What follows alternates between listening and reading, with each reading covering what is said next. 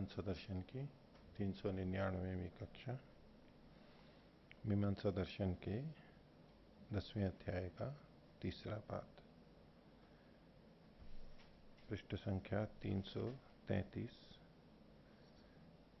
पिछली कक्षा में 11वां अधिकरण हमने प्रारंभ कर लिया था और उसमें दो पक्ष हो गए थे 40वें सूत्र तक। पिछले पाठ में से किन्हीं को कुछ पूछना है तो पूछ सकते हैं। हाँ जी। आचार्यवर्य पृष्ठ संख्या 28 हाँ, सूत्र संख्या 33 अत्र संकते इति अस्य शब्दस्य को अर्थ भवति? कस्य? संकते च निवृत्तिरुभयत्वं हि श्रूयते सूत्रम्।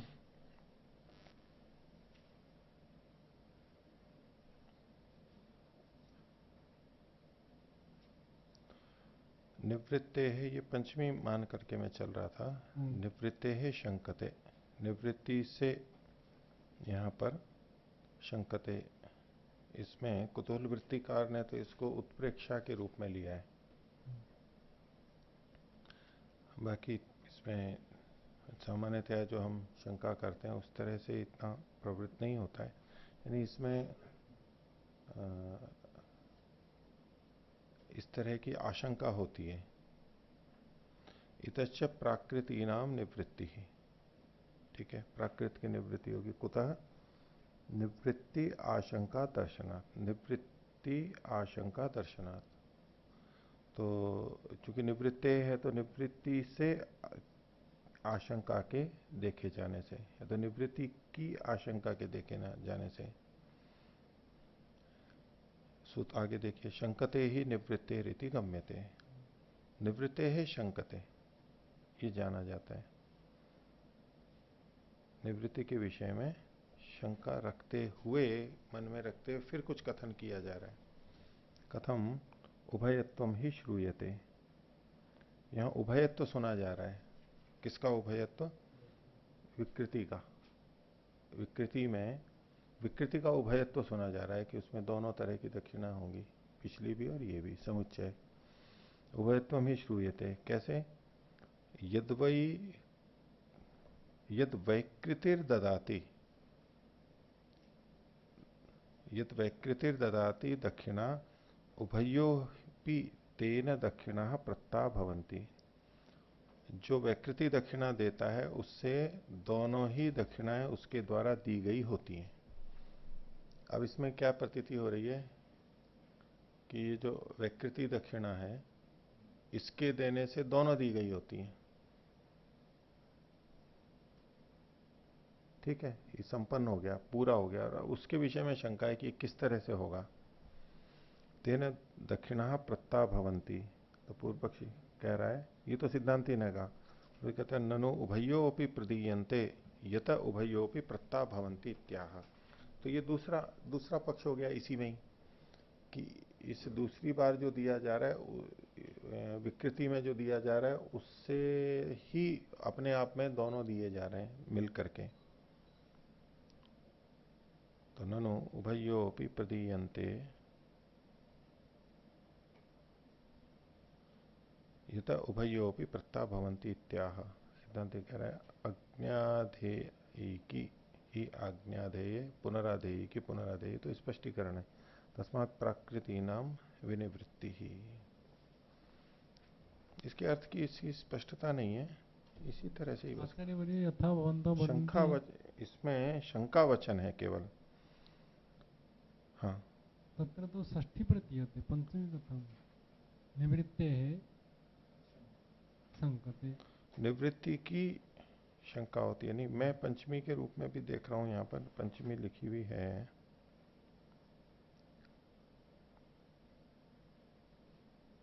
निवृत्ति से शंकते हैं, इसमें ये भी लिख रखा है यहां पर कि शंका वचन इससे पूर्व का होना चाहिए। ये जो वचन है ना, यहां लिखा नहीं है। इसके सूत्रार्थ की अस्पष्टता है, पहले भी मैंने इसमें भी लिख ही रखा है वैसे तो। और गंगा प्रसाद जी वाले से भी स्पष्ट नहीं होती है इसकी, और भी मैंने देखी।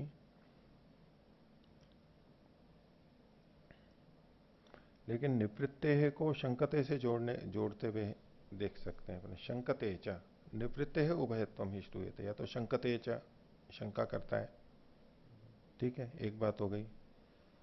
निवृत्ते है उभयत्वम ही श्रूयते, निवृत्ति का उभयत्व सुना जा रहा है। निवृत्ति का मतलब वो पूरा हो जाना। एक एक तो निवृत्ति मतलब ऐसे तो हटना होता है, लेकिन ये निर्वृत्ति जैसा प्रतीत हो रहा है। निर्वृत्त मतलब पूरा हो गया। निवृत्ते है उभयत्वम ही श्रूयते, मतलब यूं तो वाक्य कैसे जुड़ेगा? निवृत्ति का उभयत्व सुना जाता है, हटने का उभयत्व सुना जाता है। तो ये हटना क्या है? हटना क्या है? वो पूरा हो जाने पे हटना। उभयो ही तेन दक्षिणा प्रत्ता भवंती, दी जा चुकी है, मतलब भूतकाल में मान करके इसको निवृत्ति के रूप में। वैसे ये निर्वृत्ति जैसा है कि भाई पूर्ण हो गया है, वो दी जा चुकी है, हट चुकी है।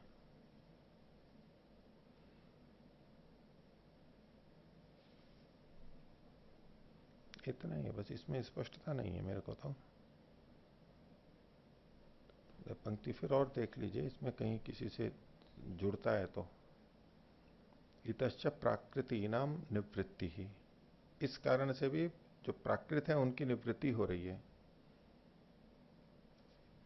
सिद्धांति का कथन है, कुतः निवृत्ति आशंका दर्शनात्।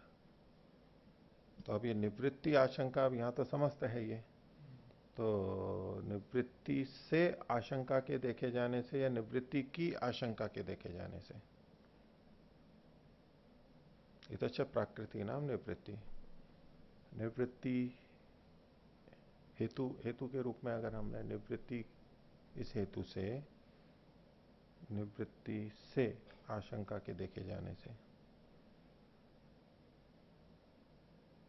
और फिर शंकते ही निवृत्ते है इति गम्यते, सूत्र की ही बात है, लेकिन इसमें ये तात्पर्य इस पंक्ति का अर्थ नहीं स्पष्ट होता है ना। शंकते ही निवृत्ते है इति गम्यते,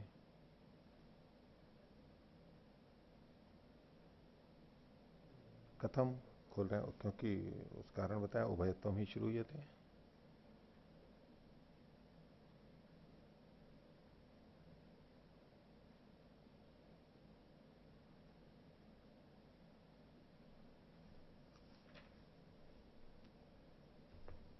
मया तो एवं प्रतीयते। हाँ, निवृत्ते है संकते, निवृत्ति विषय शंका भवति।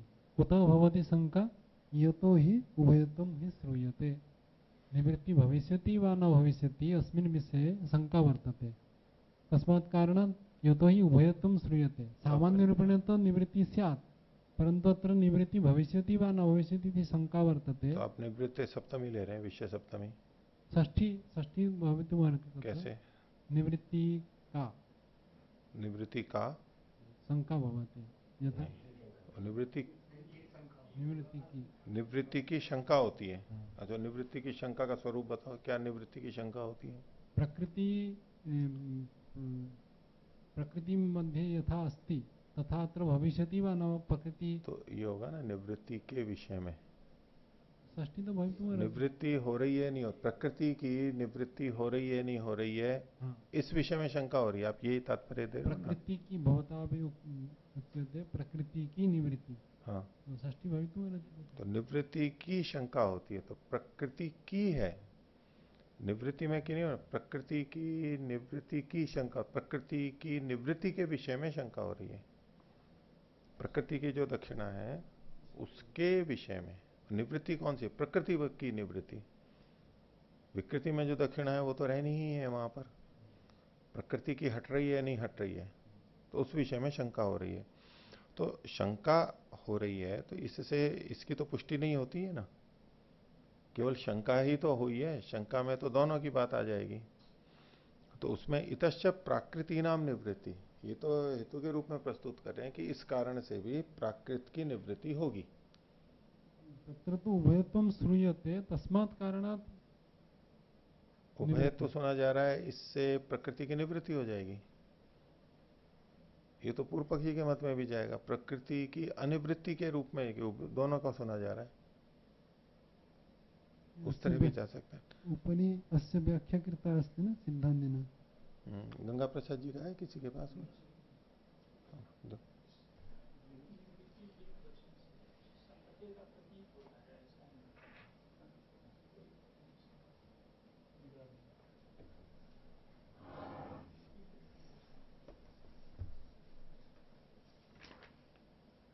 शंकते च निवृत्तिरुभयत्वं ही श्रूयते। निवृत्ति लिंग वचन से भी प्रतीत होता है। निवृत्ति लिंग वचन से भी प्रतीत होता है, क्योंकि श्रुति में उभयत्व शब्द दिया है। ये कहने हैं कि ये जो निवृत्ति है ये लिंग वचन से भी प्रतीत होता है, मतलब होती है होना चाहिए यहां पर। वैसे तो निवृत्ति जो है लिंग वचन से भी निवृत्ति प्रतीत हो रही है, क्या निवृत्ति होती है, निवृत्ति की सिद्धि हो रही है किससे? लिंग वचन से। अब ये लिंग वचन इन्होंने दे दिया, अब इस सूत्र से अर्थ जोड़ो इसको लिंग वचन से। शंकते च निवृत्ति, निवृत्ति है, निवृत्ति प्रतीत होती है, तो एक वचन में ले रहे हैं, प्रथमा विभक्ति ले रहे हैं। और शंकते का लिंग वचन ले रहे हैं क्योंकि श्रुति में उभयत्व शब्द दिया है। ठीक है, उभयत्व, उभयत्वम ही श्रूयते, उभयत्व शब्द यहां पर सुना जा रहा है, यहां तक तो ठीक है। ये उभयत्व शब्द सुना जा रहा है, ये हेतु के रूप में है। इससे क्या पता लगता है? शंकते है, शंकति की निवृत्ति होती है। उभयत्व शब्द से शंका की निवृत्ति होती है, या तो यूं लीजिए।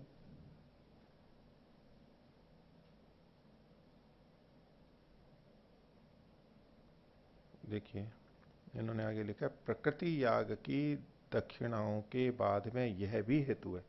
ठीक है, इतश्च प्राकृति नाम निवृत्ति वही हेतु के रूप में प्रस्तुत कर रहे हैं। प्रकृति याग की दक्षिणाओं के बाद में यह भी हेतु है कि श्रुति में उभयत्व आया है। ठीक है श्रुति में उभयत्व आया है। यद वैकृतिर ददाति दक्षिणा उभयोपि तेन दक्षिणा प्रत्ता भवंती, ये वचन दिया इन्होंने। अर्थात विकृति दक्षिणाओं के देने से दोनों प्रकार की दक्षिणाएं दी हुई समझी जाती हैं। ठीक है, लेकिन इससे कोई स्पष्टता तो नहीं हो रही ना, इसमें तो दोनों बातों पे जा सकता है। विकृति दक्षिणाओं के देने से दोनों प्रकार की दक्षिणाएं दी हुई समझी जाती हैं। यद वैकृतिर ददाति, तो ठीक है, दिया तो केवल विकृति दक्षिणा है, उससे दोनों ही दी हुई समझी जाती हैं, यानी प्रकृति की नहीं होती, प्रकृति नहीं है, केवल विकृति दक्षिणा के देने से ही दोनों का देना समझा जाता है, वास्तव में नहीं दिया जा रहा है, वास्तव में दोनों नहीं दी जा रही हैं।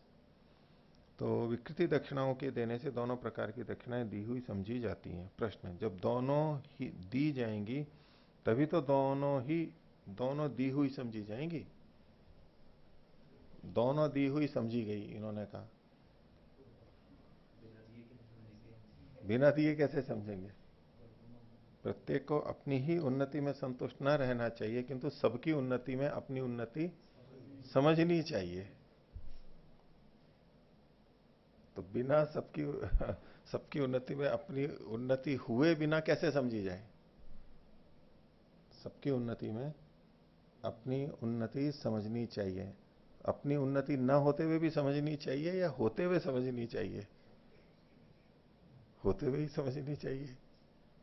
होते हुए ही तो समझा जाएगा, बिना होते हुए कैसे समझा जाएगा? उस तरह की भाषा में बोल रहा हूं। वाक्य से नाति वारम वयम न ज्ञातुम आराम उन्नति अस्माकं भवति वा न, परंतु सर्वेषां यदा उन्नति भवति तदा स्वकीय उन्नतिमपि भवति एव इति ज्ञेयम्। न वयम न जानीमः इति कथम?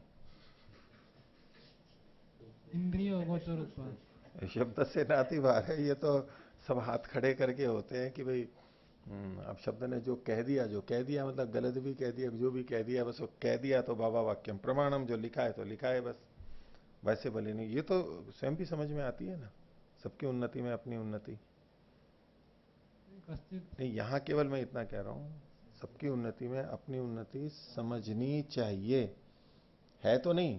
सबकी उन्नति में हमारी उन्नति होती नहीं है, बस हमें समझनी चाहिए, मान लेनी चाहिए ना होते हुए भी। ऐसा नहीं है, समझनी चाहिए मतलब होती है, ये हमें मानना चाहिए। होती है, इससे ये वाक्यार्थ बोध होता है। ठीक है, होती ही है, होती है और वो हमें समझनी चाहिए। हो रही थी लेकिन हम समझ नहीं रहे थे। सबकी उन्नति में अपनी उन्नति हो तो रही थी लेकिन हम समझ नहीं रहे थे, इसलिए कहा जा रहा है कि समझ हो तो रही है, समझ भी लो उसको कि सबकी उन्नति में अपनी उन्नति होती है।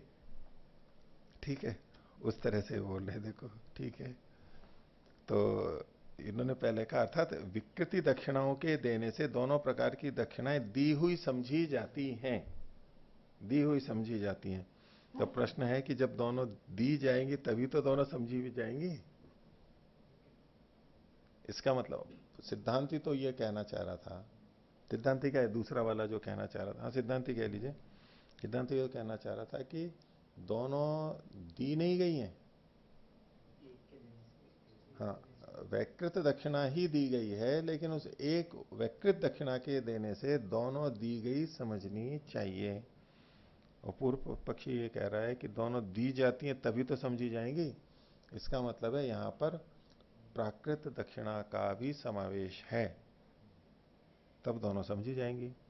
तो जब दोनों दी जाएंगी तभी तो दोनों दी हुई समझी जाएंगी। उत्तर नहीं। इसका तात्पर्य यह है कि पहली दक्षिणाएं तो अग्न्याधान के समय दी जा चुकी हैं, दूसरी पुनराधान के समय। इस प्रकार दोनों का दान पूरा हो गया, इसलिए प्रकृति याग वाली दक्षिणाओं की निवृत्ति हो गई। ठीक है, तात्पर्य तो समझ में आ रहा है, तात्पर्य तो हमने भी यही लिया था। ठीक है, अब रही बात इसकी कि शंकते का क्या होगा।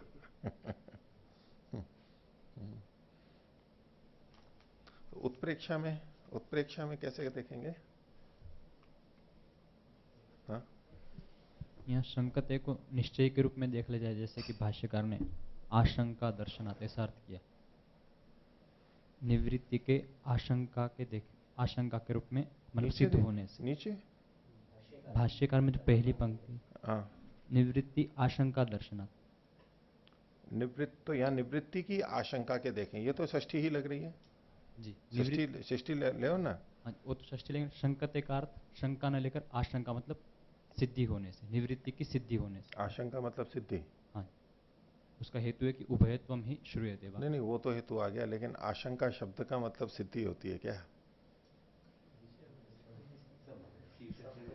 बात तो फिर वही प्रश्न तो वहीं अटकेगा ना, या तो हम तात्पर्य तो लेना पड़ेगा हमारे को यहाँ पर।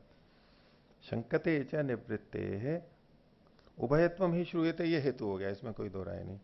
तो निवृत्ते है शंकते च, निवृत्ति की शंका मतलब संभावना होने से, निवृत्ति की संभावना, आशंका मतलब संभावना, और संभावना को मतलब ऐसा हल्का नहीं, संभव प्रमाण जो है वो।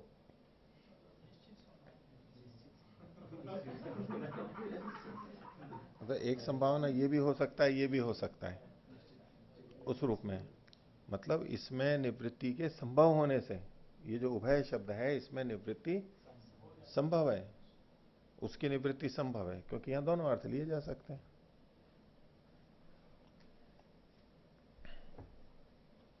शंकते संभाव्यते है उत्प्रेक्षा। जी, एक अलंकार होता है उत्प्रेक्षा, तो उसमें इस यहाँ पर उत्प्रेक्षा अलंकार ही है। जैसे कि यद वैकृतिर ददाति दक्षिणा उभयोपि तेन दक्षिणा प्रत्ता भवन्ति।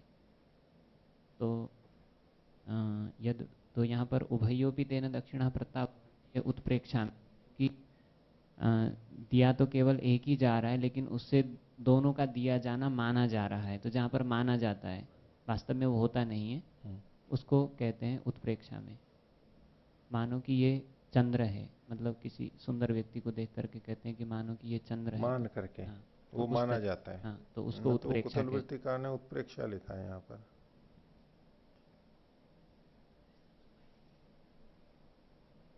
तो ऐसा मान लिया जाता है, लेकिन यहां वो दूसरे ढंग से वास्तव में हो भी रहा है।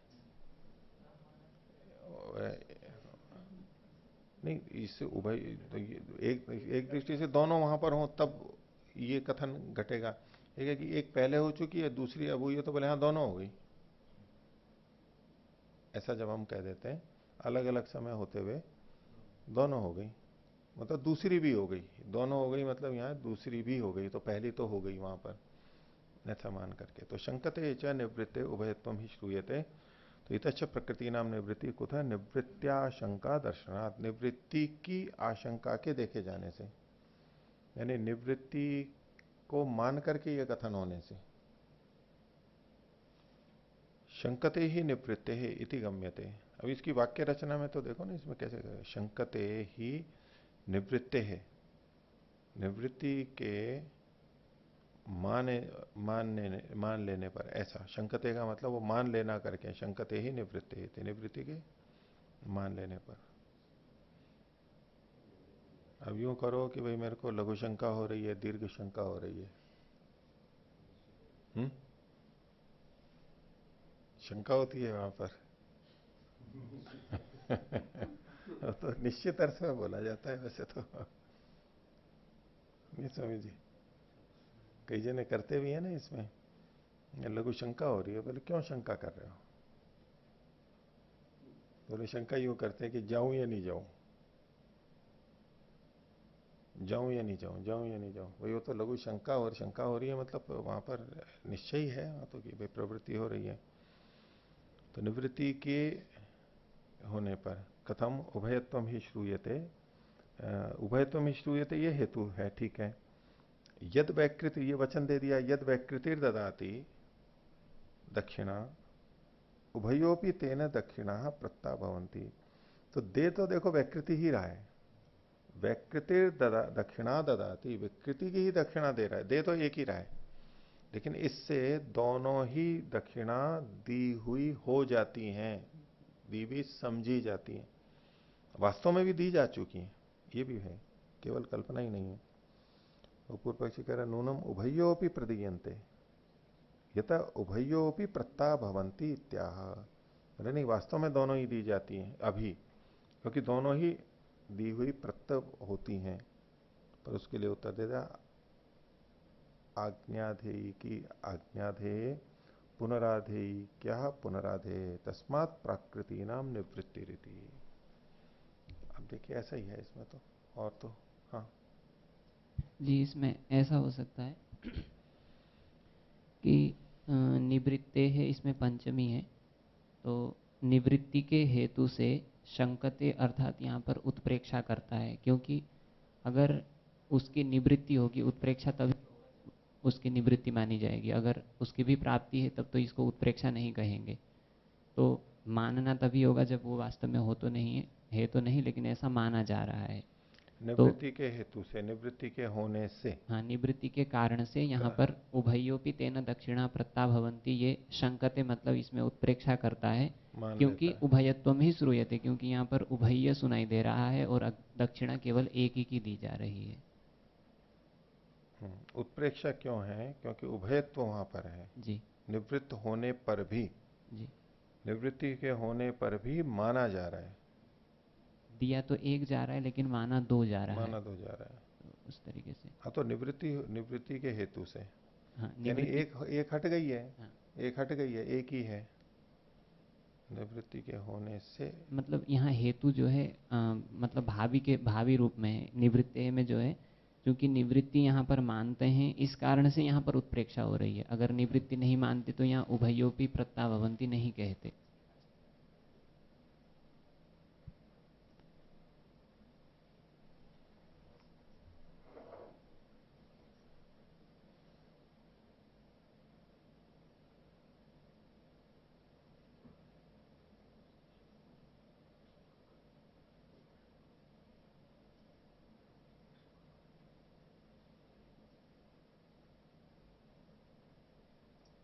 ठीक है बस इतना। और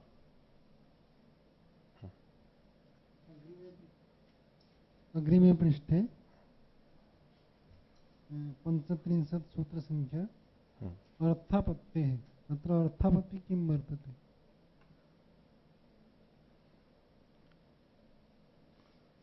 अर्थापत्ति मतलब यही है कि चूंकि उसके स्थान पर ये है इसलिए उस धर्म वाला होना चाहिए।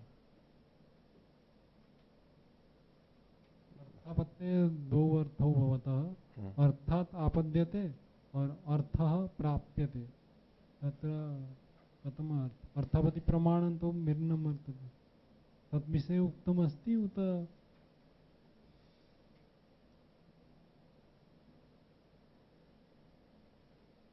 इसका हेतु तो इनका यही है, साधन विशेष निबंधना ही ते धर्मा न अनवाहार्य निबंधना, कि साधन विशेष से जुड़े हुए हैं इसलिए इनमें भी प्राप्त हो जाएंगे। साधन विशेष में ये भी साधन विशेष है, वो भी साधन विशेष है, इसलिए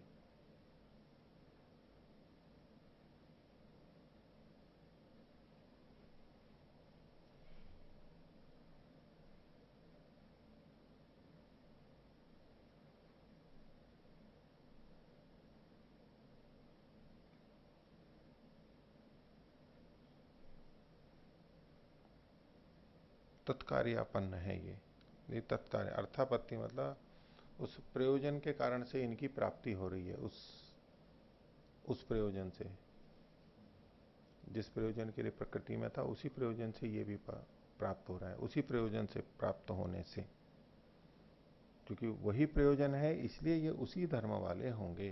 अन्वहार्य धर्म किं भवति? अनवहार्य के धर्म ये थे कि उसको अंतर्वेदी में स्थापित करना है। वहां पर गुरु जी ने परांजपे जी ने जो बताए थे वो मैंने देख रखे हैं। अंतर्वेद्याम स्थापनम, अनुमंत्रणम, उत्सर्ग, प्रतिग्रह, ये 4 लिख रखे हैं जो यहां पर घटेंगे। बाकी तो जो नहीं घटेंगे वो आगे निषेध कर दिया है उन्होंने। धर्म तो और भी हैं, अनवहार्य का धर्म पाक भी है यूं तो, और आघरण भी है, लेकिन वो यहां पर लग नहीं रहा है। तो जो लग रहे हैं वो ये हैं।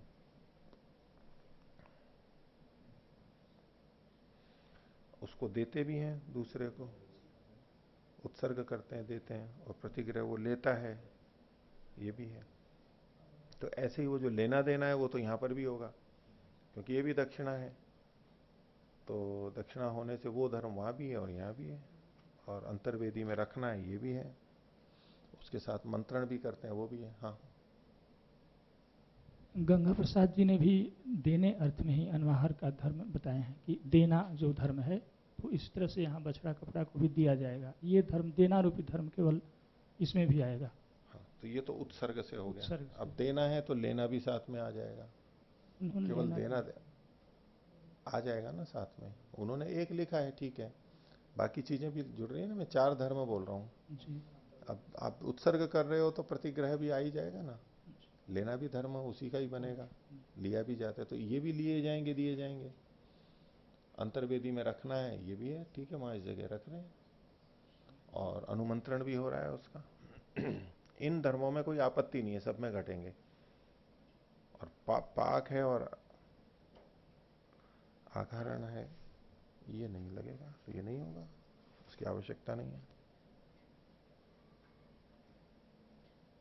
अभिधारण नहीं होगा, ठीक है। और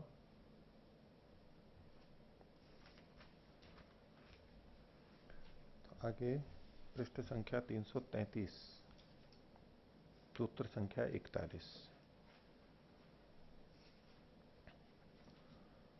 तो पीछे जो देखा था इसमें एक ने कहा कि सभी के साथ में ये संख्या जुड़ जाएगी, सभी द्रव्यों के साथ में, ठीक है। दूसरे ने कहा एक के साथ ही जुड़ेगी, ठीक है। अब ये जो एक के साथ में जोड़ना है, यदा एकस्य तथा किम अनियमो यस्य कस्यचित उत माषाणाम। तो किसी एक के साथ जुड़ेगी, वो जो ये दो का पहला पक्ष है उसमें किसी के भी साथ में जुड़ेगी, और उसमें से भी केवल माश के साथ में जुड़ेगी, ये उसका एक भाग हो गया। ठीक है, देखिए वो अब ये 41वें सूत्र में कहा जा रहा है, यानी जो दूसरा पक्ष था उस दूसरे पक्ष का दूसरा माश वाला जो पक्ष था वो अब यहां पर कहा जा रहा है। तो 41वां सूत्र है, यस्य वा सन्निधाने स्यात् वाक्य तो ही अभिसंबंध। तो जिसके सन्निधान में निकटता में वो हो उसका उसी पे लागू होगी, क्योंकि वाक्य से उसी के साथ में संबंध जुड़ता है। इदम पदोत्तरम सूत्रम, सूत्र से पहले ये चीजें पहले होनी चाहिए। यदा एकस्य संख्या संबंध तदा अनियमः यह कश्चित विशेषाश्रवणाद इति। तो ये दूसरे का जो पहला वाला है वो बोल रहा है कि जब एक के साथ संबंध होगा तो अनियम होगा, जो कोई भी हो सकता है, क्योंकि विशेष का अश्रवण है, विशेष का नाम नहीं दिया गया। एवं प्राप्ते ब्रूमा, ऐसा प्राप्त होने पर कहते हैं। अब ये दूसरे का दूसरा बोल रहा है। यस्य वा सन्निधाने से, जिसके निकट वो संख्या हो, ये तो सूत्र की बात हो गई, खोल रहे हैं उसको। यस्य शब्द से सन्निधाने, व की जगह न, सन्निधाने संख्या शब्द उच्चरित सो अर्थ संख्या विशिष्ट प्रतीयेत। तो जिसके साथ पास संख्या शब्द उच्चरित है वह अर्थ, वो वस्तु संख्या विशिष्ट प्रतीत होगी, संख्या उसका विशेषण बनेगी। क्यों? अनंतरम उच्चरितेन ही सह एक वाक्यता भवति। एक वाक्यता तभी होती, उसी से होती जो अनंतर उच्चरित होता है, उसी के साथ एक वाक्यता होती है।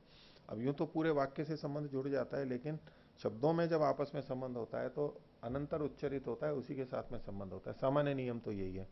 वो संभव नहीं हो तो भले दूर से जाकर के भी संबंध जोड़ा जाता है, नहीं तो निकटस्थ के साथ ही संबंध जुड़ेगा।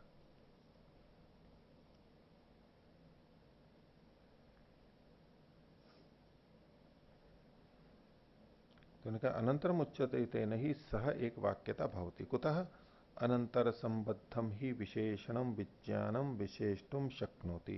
इसमें हेतु ये दे रहे हैं कि जो अनंतर संबंध है निकट वाले के साथ, ही विशेषणम विज्ञानम, विशेषण विज्ञान, विशेषण जो होता है वो विशेष ज्ञान कराता है, विशेषण विशेष ज्ञान कराता है ना। विशेषणम विज्ञानम जो है वो विशेषतुम शक्नोति, वो ही विशेषित कर सकता है। विशेषण ही विशेष ज्ञान कराता है, वो विशेषित कर सकता है निकट में। न ही व्यवहितम, ये जो विशेषण है, विशेषण विज्ञान है, वो अनंतर संबद्धम विशेषतुम शक्नोति, जो निकट का है संबद्ध उसी को विशेषित कर सकता है। पूर्ण विराम हटा के अल्प विराम ले लीजिए, शक्नोति अल्प विराम, न ही व्यवहितम, व्यवहित को विशेषित नहीं कर सकता वो। सामान्य नियम तो यही लगेगा। व्यवहिताश्च गवादयो माशई, और माश शब्द से गवादि व्यवहित है, संख्या के बीच में माश आ गया है। वाक्यम च प्रकरणात् बलीय, और वाक्य जो है प्रकरण से बलवान होता है। उसने प्रकरण से सबका ग्रहण कर लिया था ना, सब द्रव्यों का प्रकरण से, तो बोले वाक्य की दृष्टि से तो माश ही जुड़ेगा, और वाक्य प्रकरण से बलवान होता है। तस्मान माशाह संख्या संबद्धेरन इति। नहीं, सामान्य नियम से तो यही हो रहा है। तो अब इसमें तीसरा पक्ष आ रहा है, 42वां सूत्र। असंयुक्ता तु अल्प विराम तुल्यवद इतराभिर्विधीयन्ते अल्प विराम तस्मात् सर्वाधिकारः स्यात्। अब ये तीसरा पक्ष है जिसका कहना है कि सबका अधिकार होना चाहिए इसमें। तस्मात् सर्वाधिकारः स्यात्, सबका अधिकार हो। तीसरा पक्ष क्या था?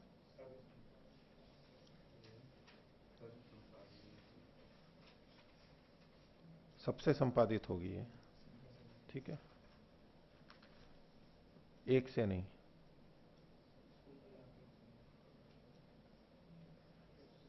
हाँ, अथवा सर्व संपादनीय संख्या उत एक जातीय से, ये एक जातीय का तो ये चौथा पक्ष जाएगा। और तीसरा पक्ष है सर्व संपादनीय, सबको मिला करके ये संख्या पूरी होगी, 112 संख्या पूरी करनी है। तो इसमें कह रहे हैं असंयुक्ता हेतु। असंयुक्ता मतलब मास जो है ये संख्या से असंयुक्त है, उसने कहा था निकट होने से इसी से संयुक्त है, ये निषेध कर रहा है कि उससे संयुक्त नहीं है, असंयुक्त धातु क्यों है उसमें? तुल्यवत इतराभिर विधीयन्ते, ये तो दूसरों के समान ही इसका भी विधान किया गया है। माश जो है, जैसे माश का विधान हो रहा है यहां पर, तो जैसे गौ आदि का विधान हो रहा है उसी तरह से माश का हो रहा है। उसमें कोई माश के विधान में विशेषता तो है नहीं यहां पर। अन्यों के तुल्य ही माश भी पढ़े गए हैं, इसमें कोई माश के पढ़ने में विशेषता थोड़ा है, जो कि आप संख्या को माश से ही जोड़ रहे हो, केवल निकटता से माश जुड़ रहे हैं, लेकिन विधान की दृष्टि से तो जैसे गाय है वैसे माश है, उसमें अजय अजय अगर जो भी है, तो तुल्यवत इतराभिर विधीयन्ते, कुछ विशेषता तो है नहीं इसमें। तस्मात् सर्वाधिकार है, सबका होना चाहिए। तो शब्द है पक्षम व्यावर्त माशाह संख्या युक्ता इति नैतदेवम, तो माश संख्या से युक्त है, जो दूसरे का दूसरा पक्ष था वो नैतदेवम, ये ठीक नहीं है। सर्वव्यापिनी संख्या से संख्या तो सबको व्यापक करने वाली होनी चाहिए, सब में व्याप्त होने वाली होनी चाहिए।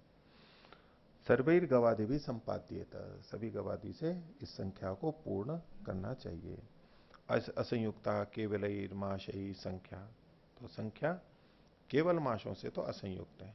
हेतु वही है, तुल्यवत इतराभिर द्रव्य श्रुतिभिर माशाह श्रूयन्ते, तो माश जो है इतरा अन्य द्रव्य श्रुतियों के समान ही माश भी यहां पर वाक्य में पढ़े गए हैं। यह कोई विशेषता है? द्रव्यों के कथन की दृष्टि से अन्य द्रव्य और माश के कथन में कोई विशेषता है क्या? कुछ भी नहीं है। उनका भी नाम गिनाया गया, इसका भी नाम गिनाया गया, तो ठीक है, ये बाद में आ गया, इतना ही है। बाकी तो नाम गिनाने में तो कोई विशेषता दिख नहीं रही है उसमें। कथम बोले तिलाश्च माशाश्च इति, च शब्देन तिलई सहिता माशा इति गम्यते। बोले आप कह रहे हो माश ही है, तो बोले तिलाश्च माशाश्च, च शब्द यहां पर जुड़ा हुआ है, तो इसका क्या मतलब हुआ? तिलाश्च माशाश्च इति च शब्देन तिलई सहिता माशा। ठीक ही का है स्वामी जी। अभी वो च शब्द को बोल रहा था, तो अकेले माश तो नहीं है। इति गम्यते, ये इसमें बोध होता है। तो गवादि भी सहिता नाम संख्या संबंध, जब तिल जुड़ गए हैं तो पीछे पीछे से सभी जुड़ जाएंगे, उसके साथ वो, उसके साथ वो, च च च च करते आ रहे हैं, तो सब जुड़ जाएंगे। तो इसलिए गवादि भी सहिता नाम संख्या संबंध। आगे च शब्द श्रुति ही अर्थांतर संबंधम एशाम आह, च शब्द यही बात है कि अर्थांतर संबंध है, अन्य अर्थों के साथ जिनका एक दूसरे के साथ में संबंध है, ये एक बात कह रही है। च शब्द श्रवण से एतत् सामर्थ्यम, च शब्द का यही सामर्थ्य नहीं तो च शब्द पढ़ना व्यर्थ हो जाएगा। समुच्चय कर रहा है सबका, समुच्चय कर रहा है ना सबका, तो 112 संख्या सबके साथ जुड़ेगी। इसका तो यही पक्ष है ना, सब मिला करके 112 करो। तर्क तो सबके अपने अपने अच्छे। आगे यस्मात् च शब्द पर उच्चार्यते, मतलब यस्मात् च शब्द पर, यस्मात् मतलब यस्मात् शब्दात्, जिस शब्द से परे, च जिस शब्द से परे च उच्चरित होता है, उच्चारित किया जा रहा है, जिस यस्मात् परः च शब्द उच्चार्यते तस्य अर्थांतर संबंधम, तस्य मतलब तस्य शब्दस्य, शब्द है, तस्य अर्थांतर संबंधम श्रुत्यैव आह, अर्थांतर संबंध को श्रुत्यैव, आई की मात्रा कर लीजिए, श्रुत्या एव आह। ये जो अर्थांतर संबंध है ये श्रुति से कह रहा है, तो कोई सोचे ये वाक्य से कह रहा है, ये तो एक दूसरे के संबंधों को जोड़ करके कह रहा है, नहीं, ये जो च शब्द है ये अर्थांतर संबंध को श्रुति से कह रहा है। च शब्द का अपना अर्थ है, ये दूसरों से जुड़कर आपस में साथ साथ में यूं नहीं, वाक्य के कारण नहीं जुड़ रहे हैं, ये च की श्रुति से ये जुड़ रहे हैं आपस में, तो ये श्रुति का अर्थ है, वाक्य से नहीं है ये है। च का श्रुत्य अर्थ है ये, उसका अपना ही अर्थ है ये च का, दूसरे का नहीं, इसका अपना शब्द सामर्थ्य है। नहीं तो हम सोचते हैं ना कि भाई यहां पर माश है, ये तिल है, तो माश और तिल आपस में जुड़ रहे हैं, जैसे कि हम च को नकारते हुए जुड़ तो रहे हैं च से, लेकिन हम सोच रहे हैं कि वैसे जुड़ रहे हैं। वैसे जोड़ना मानेंगे तो वो तो वाक्य से जुड़ेंगे। फिर वाक्यस्थ पद आपस में जो जुड़ते हैं वो तो वाक्य से होंगे, वो श्रुति से नहीं जुड़ रहे हैं। अब ये जो जुड़ना है, एक कहेगी नहीं ये तो वाक्य से जुड़ रहे हैं, श्रुति से तो केवल माश ही प्रतीत हो रहा है, ऐसा कहते तो बोले नहीं, ये जो आपस में जुड़ रहे हैं श्रुति से ही जुड़ रहे हैं, च शब्द के सामर्थ्य से। तो तस्य अर्थांतर संबंधम श्रुत्यैव आह न वाक्य न, ये वाक्य से नहीं जुड़ रहा है, यानी बलवान है ये। आगे यदि ही वाक्य न स्यात्, अगर ये वाक्य से हो तो, अब उसमें दोष दिखा रहे हैं, पूर्ण विराम हटा दीजिए, अल्प विराम। यदि ही वाक्य न स्यात् पुरस्ताद अपि उच्चार्यमाण एतम अर्थम कुर्यात, तो तदा, तदा यहां पर अध्याय करेंगे तब। पुरस्ताद अपि उच्चार्यमाण, पहले कहा जाता हुआ भी, पहले किससे, शब्द से पहले कहा जाता हुआ भी। पुरस्ताद अपि उच्चार्यमाण, कौन, चकार, पढ़ा जाता हुआ, एतम अर्थम कुर्यात, इसी अर्थ को कहने वाला हो जाए। लेकिन पहले कहा हुआ जाता नहीं होता, बाद में कहा जाता हुआ समुच्चय का वाचक होता है ये। अच्छा शब्द वैसे भी बाद में ही उच्चरित होता है, और पहले कर दें तो, पहले कर दें तो ये अर्थ थोड़ा ना देगा।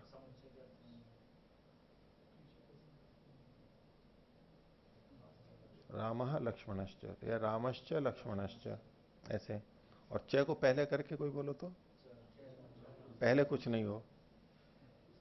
मतलब प्रचलन में ही नहीं है बहुत, और उस अर्थ को भी नहीं कहेगा, ये कह रहे हैं।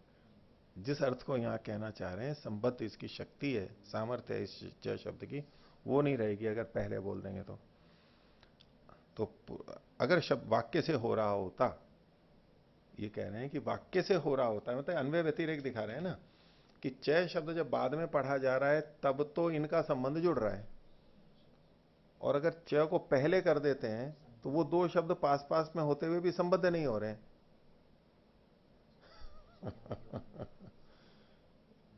नहीं, च को पहले कर दो, च राम लक्ष्मण, तो बात ही नहीं बनेगी वो। तो अगर वाक्य से ही होता तो पास पास में तो पढ़े हुए हैं, वाक्य के सामर्थ्य से आप इसका संबंध जुड़ जाना चाहिए था, लेकिन जुड़ नहीं रहा है। तो यथा स्थान च आ रहा है, च को स्थान भ्रष्ट कर दिया तो सामर्थ्य नहीं रहा। इसका मतलब है ये संबंध च जोड़ रहा है, और ये च श्रुति से जोड़ रहा है, और संबंध जुड़ रहा है तो सबको मिला के 112 लेना चाहिए। तो ये कह रहे कि यदि ही वाक्य न स्यात् पुरस्ताद अभी उच्चार्यमाण एतम अर्थम कुर्यात, संख्या तो वाक्य न संपद्यते। और जो संख्या है, संख्या इन शब्दों से किस आधार पर जुड़ रही है, वाक्य से जुड़ रही है। संख्या इन शब्दों से जो जुड़ रही है, इन द्रव्यों से, वो वाक्य से जुड़ रही है, श्रुति से नहीं जुड़ रही है। संख्या का तो बस अपना अर्थ है, इस जोड़ने की सामर्थ्य नहीं है उसकी, च की तो जोड़ने की सामर्थ्य। ठीक है, तो कहते हैं कि संख्या तो वाक्य न संपद्यते। किन के मतलब संख्या किन से जोड़ रही है, एते ही से, ये जो जितने शब्द हैं ना, माश के पूर्व के जो शब्द हैं, माश के तत्काल बाद में तो संख्या है, तो माश से तो चलो संख्या साथ में जुड़ गई, और जो पहले वाले शब्दों से जो जुड़ेगी तो वो अन्यों के साथ तो वाक्य के द्वारा जुड़ेगी। आगे यदि च पूर्वम, अल्प विराम ले लो यहां पर, और स्यात् का अध्याहार करो। यदि च मतलब च को विपरीत अल्प विराम में लीजिए कि च ये जो शब्द है, यदि च पूर्वम स्यात्, अगर च शब्द पहले हो इनसे, न च अर्थो अवकल्पेत, तो चकार का अर्थ ही नहीं आएगा वहां पर, चकार का अर्थ ही संगत नहीं, अवकल्पित हो पाएगा। च शब्द श्रवणम अनर्थकम स्यात्, और च शब्द का श्रवण ही वहां पर व्यर्थ हो जाएगा।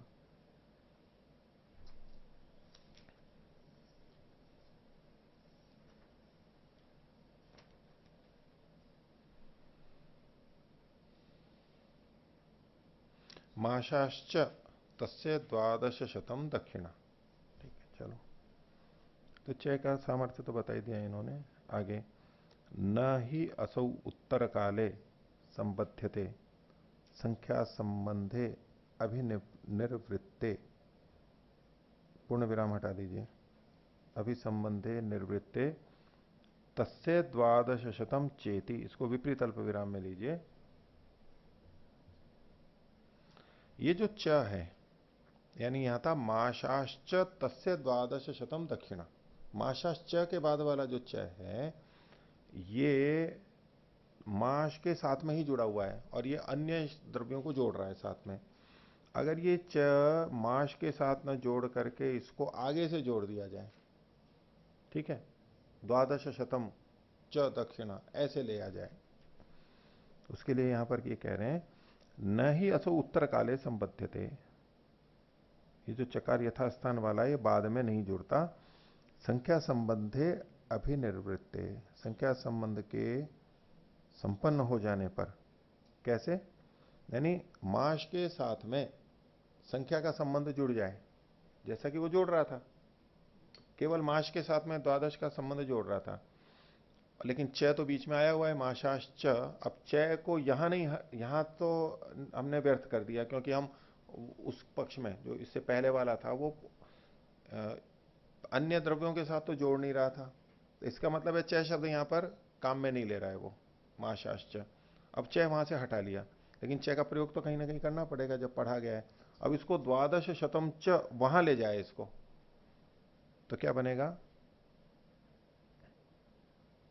तो न ही असो उत्तर काले संपद्यते संख्या संबंधे अभिनिर्वृत्ते तस्य 1200 च इति। ये च को 1200 च यहां पर ले आए, उसकी 112 भी ऐसा करेंगे तो तस्य 1200 च। तो ऐसा करने पर कह रहे हैं अन्य एव अवगम्येत, इससे तो कुछ और ही अर्थ निकल करके आ जाएगा। अन्य एव अवगम्येत क्या?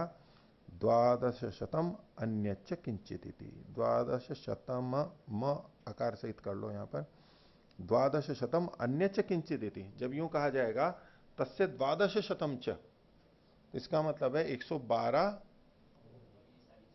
और नहीं, और कुछ भी। वो और कुछ क्या है ये नहीं पता लग रहा है, लेकिन जैसे 12 है तो क्या कोई अब और कुछ लेगा तो समान जाती ही तो को लेगा, 8 भी, 112 भी उसकी होगी। इसका मतलब है कुछ और भी, मान लो 50 है, 50 भले 50 भी उसकी होगी, 112 भी उसकी होगी दक्षिणा की, ऐसा कुछ साथ में और जुड़ेगा। वो तो कुछ है नहीं यहां पर। तो नहीं उत्तर काले संबद्धते संख्या संबंधे अभिनिर्वृत्ते तस्य 1200 च इति अन्य एवं अवगम्यते। भिन्न ही अर्थ आ जाएगा, यानी दोष बता रहे हैं। 1200 अन्य च किंचित इति न च तद अन्यत किंचित उच्चार्यते। वो जो अन्य है वो यहां पढ़ा तो जा नहीं रहा है, जब और कुछ हो तो पढ़ा तो जाना चाहिए ना। ये भी तस्मात् पूर्वम च योग, तो इसमें च का योग पहले करना पड़ेगा।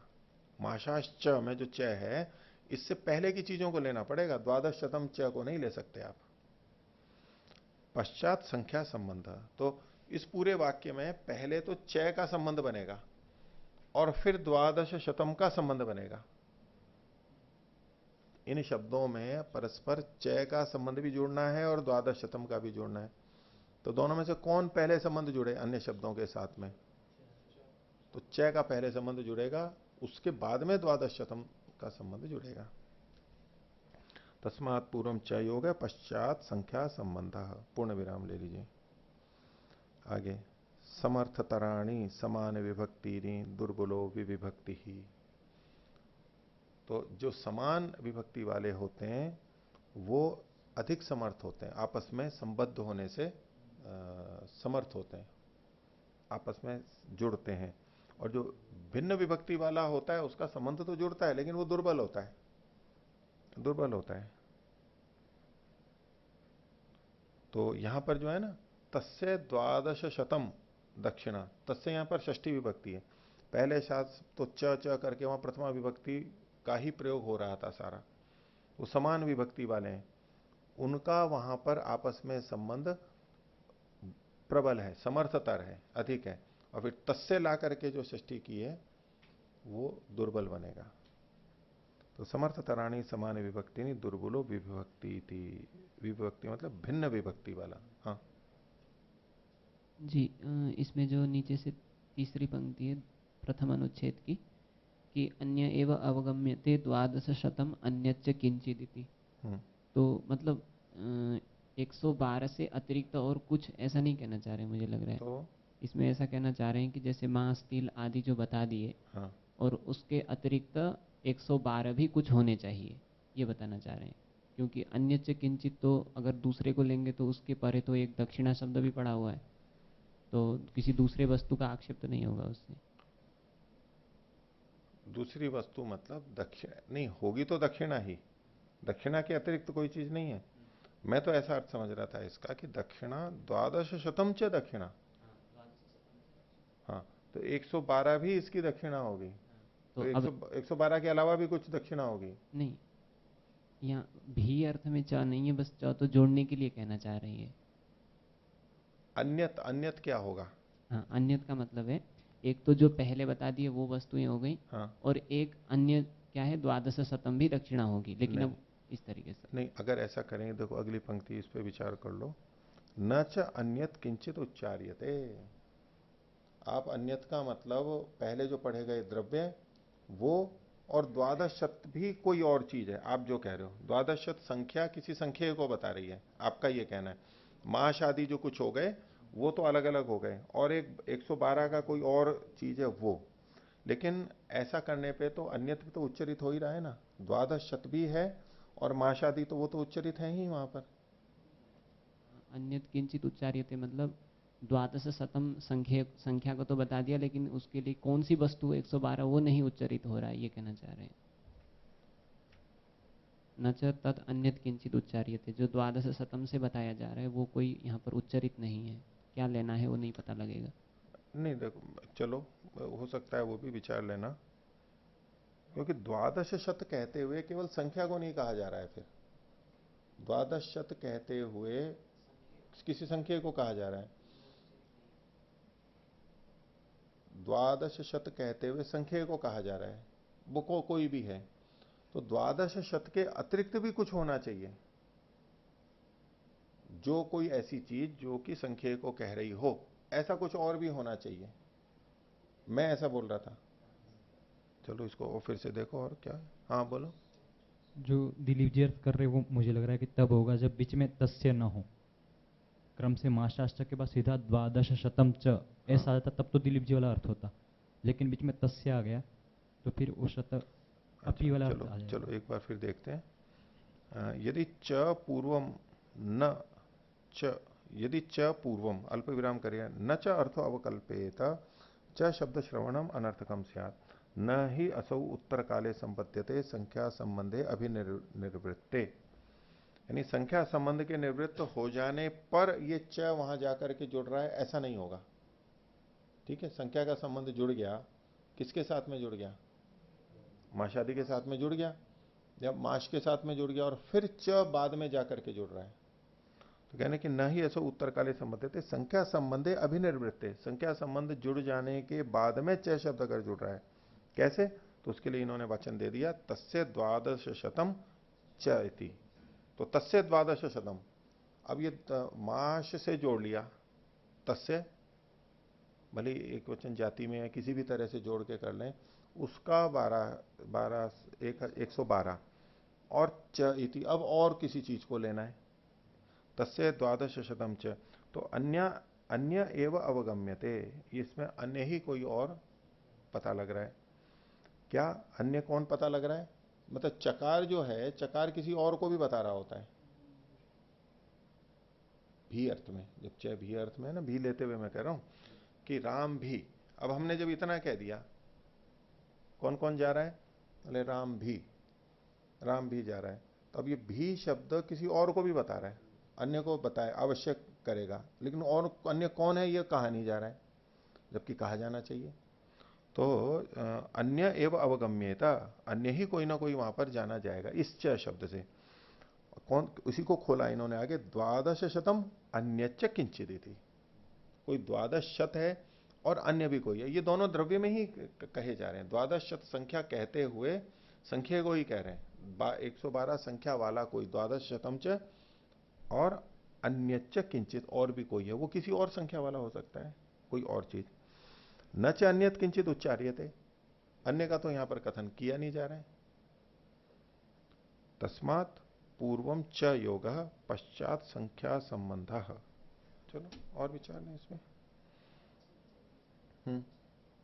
अगर हम यहाँ पर जैसे कि पहले मास आदि पढ़े हुए हैं और उनके साथ में च है, तो ये मुझे ऐसा लग रहा है कि इस तरीके से कह रहे हैं कि अगर हमने च को द्वादश शतम च के साथ में नहीं लगाया, मास के साथ में ही अगर लगा रहता है, तब तो ये जो द्वादश शतम शब्द है इन पूर्वों के साथ में जुड़ जाएगा, सबके साथ में जुड़ जाएगा। हाँ। लेकिन अगर हम द्वादश शतम में भी च लगा देंगे तो जैसे मास एक अलग वस्तु हो गई और तिल अलग वस्तु हो गई, उसी प्रकार से ये द्वादश शतम भी किसी दूसरे वस्तु को कहने वाला हो जाएगा, उनके साथ में जैसे उन्हीं के विशेषण के रूप में नहीं आएगा, ये भी एक विशेष्य के रूप में आएगा, ये बताना चाह रहे हैं।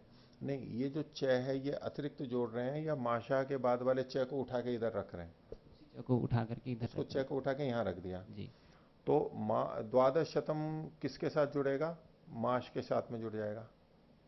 माश द्वादश शतम हो गया च। अब उसके साथ में और भी कुछ होना चाहिए, तो और क्या हो?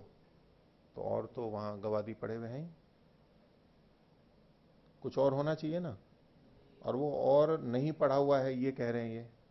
ये वाक्य तो ऐसा हो जाएगा ना जैसे रामः कृष्णश्च, इसी प्रकार से मासाः द्वादश शतम च, तो मतलब माश, तो इसका मतलब तो आप यूं कह रहे हो कि द्वादश शतम माश से नहीं जुड़ रहा है, माश भी हो गए और द्वादश शत 112 कोई और चीज भी हो गई। और आप ये कहना चाह रहे हो? हाँ, हाँ, तस्य भी जुड़ा हुआ है माशाश्च। और पहली बात तो च को वहां से हम हटा नहीं सकते, ये तो केवल च के अर्थ को बताने के लिए अन्वय व्यतिरेक करके इधर उधर हिला करके बता रहे हैं कि नहीं इसका च का मतलब यही है, ये समुच्चय ही कर रहा है इससे, औरों को जोड़ते हुए माश कह रहा है। माश अकेला नहीं कहा जा रहा है यहां पर, इसलिए आगे पीछे करके कर रहे हैं, वास्तव में तो आएगा नहीं वहां पर। और अगर हम द्वादश शतम च दक्षिणा ऐसा करते हैं, तस्य जोड़ लीजिए, तस्य इन्होंने लिखा है तस्य द्वादश शतम च, तो उसकी अब तस्य का मतलब क्या है? वो तो फिर एक होगा कि तस्य क्रतो हो या कर्मणः, तो जो उसकी द्वादश शत भी दक्षिणा होती है। तो अब यहां पर कोई और भी चीज आएगी, गिना दी।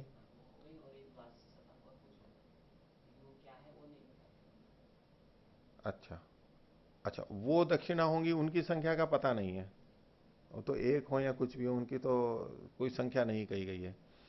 और उसके अलावा 112 कुछ होनी चाहिए, वो 112 क्या है वो नहीं बताया जा रहा है, आप इस तरह से अर्थ ले रहे हो। ठीक है, देखो इसको फिर से, तो नहीं ऐसा उत्तर काले संबद्धते संख्या संबंधे अभिनिवृत्ते तस्य द्वादश शतम चैति, तो अन्य एवं अवगम्येता द्वादश शतम अन्यच्च किंचित इति। देखो ये थोड़ा अलग ढंग से जा रहा है। अगर क्या बोले तो ना अन्य एवं अवगम्यते, मतलब 112 से किसी अन्य संख्या को कहा जा रहा है, वो अन्य संख्या क्या है ये नहीं पता लग रहा है। अब देखो ये जो वाक्य है ना, द्वादश शतम अन्यच्च किंचित इति, द्वादश शतम अन्य, द्वादश शत अन्य कुछ होगा, इस तरीके से एक साथ जोड़ेंगे तो अन्यत ही नहीं, अन्यच्च ये लिखा हुआ है ना, या फिर ये च समस्या खड़ी कर रहा है। हाँ, मतलब च इसी बात को बता रहा है कि पीछे तो आ चुके हैं गौ आदि, और अन्यच्च द्वादश शतम किंचित, मतलब अन्य कुछ 112 होंगे। चलो वो भी लग सकता है फिर, अगर यूं करें, यानी ये जो अन्यत है वही द्वादश शत है, समानाधिकरण्य द्वादश शतम अन्यत 112 कुछ और हो, यानी माशादी को छोड़ करके, गवादी माशादी को छोड़ करके और कुछ हो जो 112 है। द्वादश शतम अन्यत च किंचिदिति न च अन्यत किंचित उच्चार्यते तस्मात् पूर्वम च योग पश्चात संख्या संबंधश्च। ठीक है, ये भी ये ठीक है, औरों को कैसे लग रहा है ऐसा कर लीजिए। हैं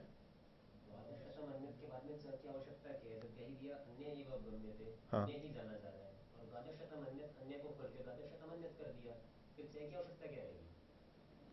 ये उनके उनकी दृष्टि से, जब मतलब मां शादी भी तो कहे जा चुके हैं ना, उनके पीछे भी च च लगाया गया है। इनका अभिप्राय यह है कि गाय भी ये और माशाश च, और द्वादश शतम अन्य, अन्य तो केवल विशेषित करने के लिए कर रहे हैं अब ये, अन्य द्वादश शत भी, ऐसा ऐसा आप ये जो जिस तरह से अर्थ करें, अन्य को पहले लाएंगे ये।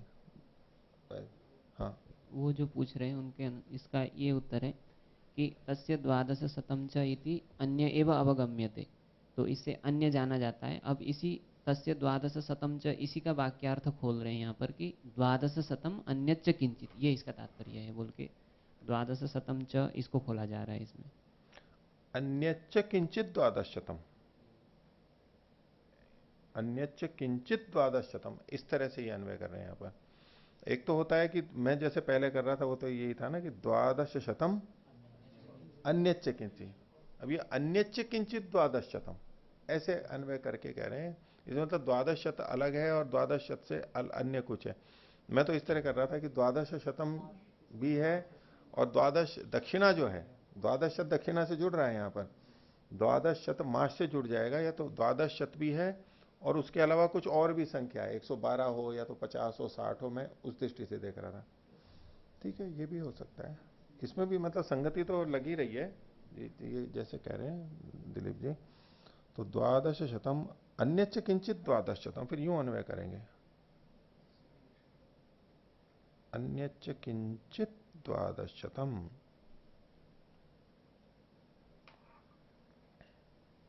क्योंकि इसमें द्वादश शत, अब ऐसा करने पे द्वादश शब्द पूर्व वर्णित द्रव्यों के विशेषण के रूप में नहीं आएगा। द्वादश शत संख्या माश आदि जो भी हैं पहले के, उनके विशेषण के रूप में नहीं आएगी। अब ये किसी अन्य द्रव्य के विशेषण के रूप में आएगी। वो विशेषक कुछ कुछ और होना चाहिए, वो क्या है ये तो फिर साकांक्ष हो गया। यहां पर क्या है ये नहीं पता लग रहा है ना भाई, पूर्व वाले द्रव्यों के साथ तो द्वादश शत जुड़ा नहीं इस परिस्थिति में, और उनकी क्या संख्या होगी वो भी अविवक्षित है, कुछ नहीं, कुछ पता ही नहीं लग रहा है। अब जो ये द्वादश शत है, ये संख्या संख्या में विद्यमान है, वो भी कुछ होना चाहिए। अब उस पर प्रश्न उठाने कि अच्छा आपने कह तो दिया कि 112 कोई हो संख्या, 112 संख्या वाला कोई हो, लेकिन वो कोई क्या है, ये तो कुछ यहां पर नहीं, और आगे पीछे भी कोई वाक्य नहीं होगा उस बात को बताने वाला, इसलिए वो तो अनुत्तरित रह जाएगा। भाई 112 क्या संख्या तो होती ही नहीं है, कुछ ना कुछ तो संख्या लगाना पड़ेगा ना। सब्जी ले आना, एक सब्जी ले आना, चलो सब्जी में तो फिर भी घट जाएगा एक, कि भाई 2 सब्जियां मत लाना, 3 मत लाना। अरे दूध ले आओ, कितना, बोले एक क्या, एक क्या, तो एक तो संख्या है। अब कुछ ना कुछ तो वहां पर कहना पड़ेगा, भाई 1 लीटर लाओ और 1 गैलन लाओ, 1 थैली लाओ, ठीक है, तो कुछ ना कुछ तो लाना पड़ेगा ना। या तो आपस में ज्ञात है, प्रचलित है, तो बिना कहे भी वही अर्थ आएगा, परिस्थिति वशात प्रतिदिन ऐसा होता है, वही अभिप्रेत होता है, तो वहां विशेष उसको कहने की आवश्यकता नहीं है। लेकिन अगर कुछ नहीं है तो फिर कहना पड़ेगा। अब नहीं तो उस दृष्टि से कि द्वादश शतम अन्यच्च किंचित द्वादश शतम, उस अभिप्राय में बोल रहे हैं कि कोई और द्रव्य होना चाहिए, और वो कहा नहीं गया, ये इस वाक्य रचना में दोष आएगा, ऐसा बता रहे हैं। हाँ, यहाँ अन्यत और द्वादश शतम को समानाधिकरण देख रहे हैं। हाँ, इस तरह से इन्होंने देखा है। हाँ, तो अन्यत के अंदर तो द्वादश शत संख्या है ही, अन्यत जो भी संख्या है हाँ, उसमें द्वादश शत संख्या है। हाँ हाँ, तो अब ये जो च कह रहा है, ये च जो अन्य किसी और को भी कह रहा है, हाँ, वो क्या है? जब यहाँ पर ये मां संख्या शादी, मां शादी जो पहले वाले हैं। अब जो द्वादश शतम अन्यच्च द्वादश शतम है ना, ये द्वादश शत संख्या संख्या में विद्यमान होगी, संख्या को नहीं कह रही है अब ये। यहाँ जो अन्यत शब्द है वो 112 संख्या को लिए हुए है। हाँ, उसके जब इसमें संख्या आ ही गया, संख्या भी आ गई, तो च से पहले मां शादी को जोड़ने की क्या आवश्यकता है?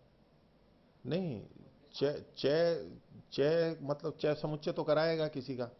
द्वादश शतम अन्यत कुछ ना कुछ है, हो गया। अब च लेने का मतलब क्या हुआ, किसी और का भी ग्रहण करा रहा है, वो ग्रहण क्या होंगे, तो मां शादी होंगे पहले वाले। तो वो तो पीछे से अनेकों च चलते आ रहे थे, उसके हाँ, बाद भी जब द्वादश शतम च कर रहे हैं तो फिर ये पहले वालों को ग्रहण कैसे करा देगा? नहीं, वो तो जैसे माशाश्चय है, वो तिल को भी ले रहा था, वो तो वहां तो सब लगे हुए हैं, माशाश्चय, तिलाश्चय, यहां भी ले लेगा ना। अब यहां भी च लगा रहे हैं ना, या च लगा करके कर रहे हैं, तो जिसके पीछे च लगा हुआ उसका ग्रहण कर लिया। उससे वो पहले वालों को लेते हुए अपना ग्रहण करा रहा है। तिलाश्च माशाश्च, माशाश्च जब आया तो माश तिल सहित माश कह रहा है वो। एक तो हम कहें कि पहले वालों के साथ में माश भी हो, रामश्च लक्ष्मणश्च, तो एक तो राम हो गया। अब हम कहें कि राम और लक्ष्मण, तो अब ये जो लक्ष्मण कहा जा रहा है लक्ष्मणश्च, ये लक्ष्मणश्च क्या कह रहा है? राम सहित लक्ष्मण। अकेला लक्ष्मण, लक्ष्मण जो है ये केवल लक्ष्मणश्च केवल लक्ष्मण को नहीं कह रहा है। तो द्वादश शतम अन्यच्च, अब ये जो है ये द्वादश शतम अन्यत इतने को ही नहीं कह रहा है, ये मां शादी के सहित द्वादश शत को भी एक कह रहा है। यानी है भाई अभी उसको नहीं छू रहे हैं ना, अब उसको क्यों? मान लो द्वादश शत भी एक प्रकार का द्रव्य ही होगा, द्वादश शतम अन्यत एक द्रव्य एक प्रकार हो का गया। द्रव्य हो गया। हाँ, तो फिर उससे अन्य हमें कुछ भी क्यों चाहिएगा? द्वादश शतम अन्यत च किंचित, ये किंचित क्या है? नहीं नहीं, वो तो आप अलग, वो पहले वाला अनुभव कर रहे हो आप, जिस तरह बोलेंगे ना द्वादश शतम अन्यच्च किंचित, ये तो मैं पहले कर ही रहा था, उस तरह आप ले रहे हो। ठीक है, अन्यच्च किंचित द्वादश शतम ऐसे बोलिए, और कोई द्वादश शत भी होना चाहिए। मतलब दो द्वादश शत हो गए, एक तो नहीं द्वादश। नहीं, एक ही द्वादश शत है वो, और कोई द्वादश शत होने, वो तो द्वादश शत वो पहले वाले अर्थ में जाएगा कि भाई एक द्वादश शत वो हो गया और एक द्वादश शत ये हो गया। लेकिन तस्य च द्वादश शतम दक्षिणा, ये द्वादश शब्द दो जगह नहीं लग सकता। द्वादश शतम किंचित इसके साथ अगर जोड़ लिया, अब ये द्वादश शत माशादी से नहीं जोड़ सकता, वाक्य भेद हो जाएगा। तो जुड़ेगा तो इधर ही, तो द्वादश शत ये द्रव्य को कह रहा है बस। अन्यच्च, अन्यच्च किंचित, वो अन्य कुछ होना चाहिए जो द्वादश शत है, जो 112 है वो कुछ और होना चाहिए। वो और कौन सा, किसकी अपेक्षा से और कह रहे हैं? मां शादी की अपेक्षा से और कोई। अब वो क्या है ये नहीं पता लग रहा है। ये भाई और तो होना चाहिए, चलो समझ में आ गया, मां शादी से अतिरिक्त 112 होना चाहिए, वो है क्या? यहां तो उल्लेख नहीं, आगे भी नहीं होगा, इसलिए कह रहे हैं कि ये इस तरह से अर्थ नहीं किया जा सकता, इस वाक्य का बस निषेध कर दिया। ठीक है, तो और देख लेते हैं, चलो इसको। नहीं, उसका वो आगे बोलेगा। अब सारी सारी चीजों को पूरा ले लेंगे तो ठीक ही अर्थ नहीं आ जाएगा।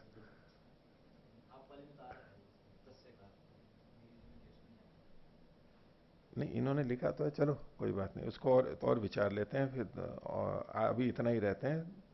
न ही असौ उत्तर काले संबध्यते संख्या संबंधे अभिनिवृत्ते तस्य द्वादश शतम च इति, तस्य द्वादश शतम च इति, तस्य को वैसे लेकर के चल रहे हैं यहां पर, तस्य द्वादश शतम च इति, च पर केंद्रित है, तो इससे अन्य एवं अवगम्यते, किसी और का ही बोध हो रहा है।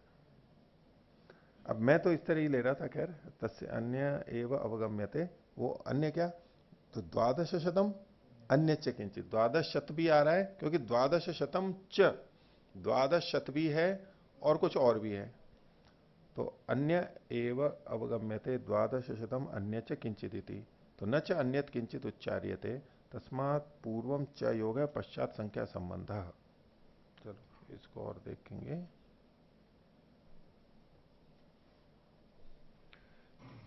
यहां तक ये बात पूरी हो गई।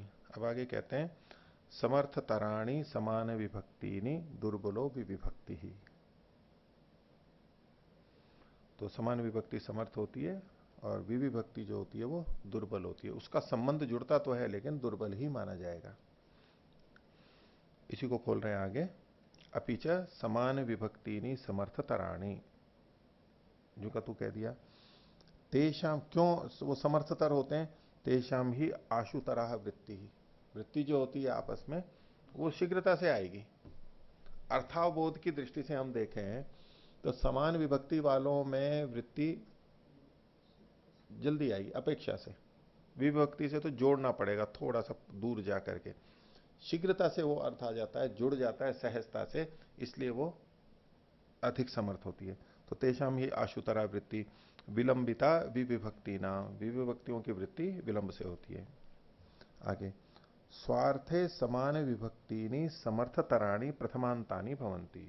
अपने ही अर्थ में समान विभक्ति वाले समर्थतर प्रथमांत होते हैं। अब यहां जो माशास्त्र आदि जो हैं वो प्रथमांत हैं और समान विभक्ति वाले हैं। पर पदार्थम षष्ट्यंतो विशिनष्टि, और ये जो है पर पदार्थ को षष्ट्यंत को विशेषित करते हैं। तो पर पदार्थ को षष्ट्यंत मतलब तस्य शब्द का, उसको विशेषित करते हैं। तस्य, तस्य शब्द से कर्तु को कहेंगे वैसे तो। समर्थ तराणी प्रथमांतानी भवंती पर पदार्थम षष्ट्यंतो विशिनष्टि। ये नहीं, यूं करो कि जो षष्ट्यंत है वो पर पदार्थ को विशेषित करता है। षष्ट्यंत जो है तस्य शब्द, वो पर पदार्थ को विशेषित करता है। सर्वनाम जो होते हैं, सर्वनाम विशेषण ही तो होते हैं। सर्वनाम विशेषण है तो वो अपने आप को थोड़ा ना कहते हैं, अपने अर्थ को कहते हुए भी वो किसी और को विशेषित कर रहे होते हैं। तो पर पदार्थम षष्ट्यंतो विशिनष्टि। और वैसे भी जो भी षष्ट्यंत हो, जो भी षष्ट्यंत हो कहीं पर भी, तो राम का घर, तो राम का घर, तो ये जो षष्ट्यंत है ये पर पदार्थ को विशेषित कर रहा है, घर को विशेषित कर रहा है कि घर किसका है, राम का है। तो वो राम का ये विशेषण बन गया और घर विशेष्य बन गया। तो पर पदार्थ को, अपने अर्थ को नहीं कर रहा है, स्वार्थ को नहीं कर रहा है, पर अर्थ को विशेषित कर रहा है ये। नहीं, कैसे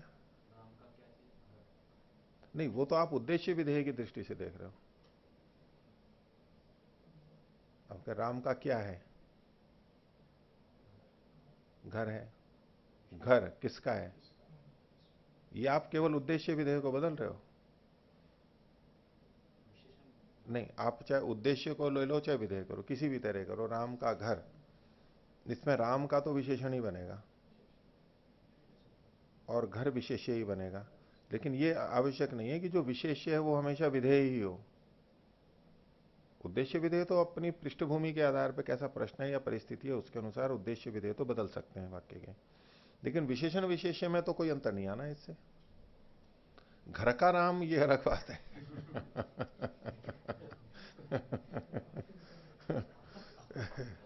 घर का राम आप कर दोगे तो अलग बदल जाएगा, लेकिन राम का घर, हाँ बोलो क्या बोल रहा है। रामस्य कृष्णत्वम, राम का कालापन। हाँ, तो कालापन तो विशेषण ही होगा यहाँ। नहीं नहीं नहीं नहीं नहीं नहीं, ये तो सर्पस्य कृष्णत्वम, कृष्ण सर्पः सर्पस्य कृष्णत्वम, ये तो बिल्कुल अलग बात हो गई ना। विशेषण राम का विशेषण घर या राम का कालापन नहीं, अच्छा राम का कालापन, ठीक है। तो अब भी यहां पर आप क्या देख रहे हो कि कालापन जो है राम का विशेषण है, क्योंकि राम तो द्रव्य हो गया और कालापन उसकी विशेषता। वाक्य नहीं कह रहा है ये आप अलग संदर्भ में देख रहे हो कि कालापन तो गुण है और राम है द्रव्य। तो गुण जो होता है वो विशेषण होता है और द्रव्य होता है वो विशेष्य होता है, आप ऐसा मान करके कह रहे हो। लेकिन वाक्य रचना पे ध्यान दो, राम का कालापन, कालापन बहुत तरह का हो सकता है। नहीं, सही बात है, संभव संभव व्यभिचार है। संभव व्यभिचार है, देखने की दृष्टि है ना। नहीं दृष्टि नहीं, वो वक्ता की विवक्षा ही वहां पर ही है। वक्ता की विवक्षा नहीं तो आप और वक्ता की विवक्षा से बाहर कहां जाओगे आप। वक्ता वही, की विवक्षा, अगर वक्ता की विवक्षा राम का क्या कहना है तो कालापन कहना है, तो कालापन विशेषण हो जाएगा उससे। नहीं नहीं नहीं नहीं, उसने कि यूं कहो कि राम की विशेषता क्या होगी, तो कहेगी राम की विशेषता उसका कालापन होगा। ऐसा कोई कहना, भाई कैसे पहचानोगे उसको, भाई कालेपन से पहचान लेना, बाकी गोरे हैं राम काले है, इस रूप में आप कहना चाहो कि उसको समझाने के लिए। लेकिन फिर भी उसकी विशेषता क्या होगी, अब भी ये विशेषता यहां राम की विशेषता क्या होगी ऐसे ही कहा जा रहा है। तो राम का कालापन में तो राम तो विशेषण ही बनेगा। षष्ठी विभक्ति का आपको और कोई उदाहरण देख लो ना, जो सब संबंध में कभी भी आ रही है षष्ठी, तो विशेषण ही बनेगी ना, या पद मिलेगा कुछ कोई ऐसा वाक्य है जहां विशेषण ना बन रहा हो षष्ठी विभक्ति आकर के।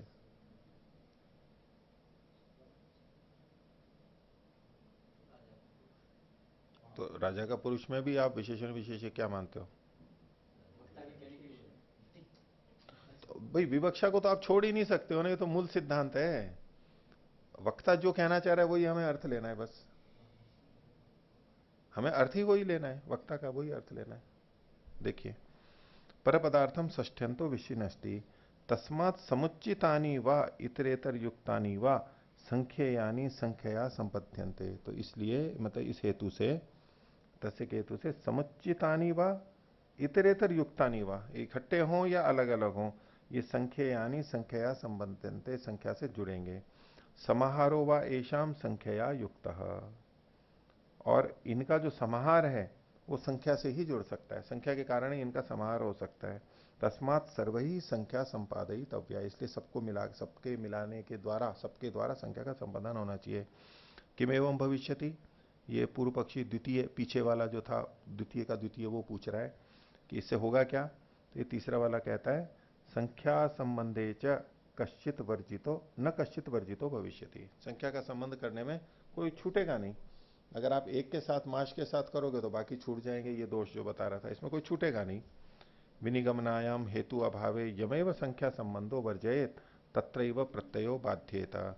अगर किसी के भी साथ वाला जोड़ना है तो विनिगमना का अभाव होगा, कि भाई निश्चय का अभाव होगा, कि विनिगमना का, निश्चय का अभाव होने से, निर्धारण करने वाले तत्व का अभाव होने से जिस भी किसी को संख्या संबंध छोड़ेगा तत्रैव प्रत्ययो बाध्यता, वहां जो अर्थ है वो बाधित होने लगेगा, इसे सबसे जोड़ना चाहिए। तस्मात् गवादि राशि संख्या एतया संबद्धेता इति, तो गवादि राशि इस संख्या से संबद्ध होगी, मिल करके सारा होगा। ये तीसरा पक्ष हुआ।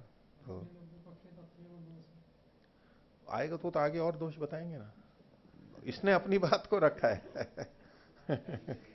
अपनी बात को रखा है, ठीक है, ये तो सिद्धांत पक्ष थोड़ा ना आया ये, अभी चौथा पक्ष आगे आएगा अगले सूत्र में। हाँ ठीक है, आज का पाठ इतना ही रखते हैं। हाँ, बोध, ज्ञान, प्रत्यय मतलब जो श्रुति है, वाक्य है, उसका जो अर्थ आ रहा है वो बाधित हो जाएगा। प्रणाम तो नहीं।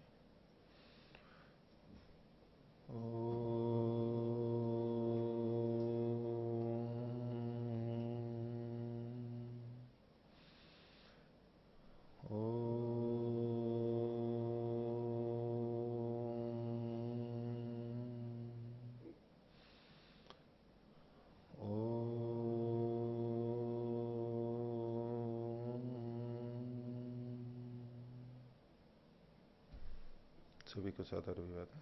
ओम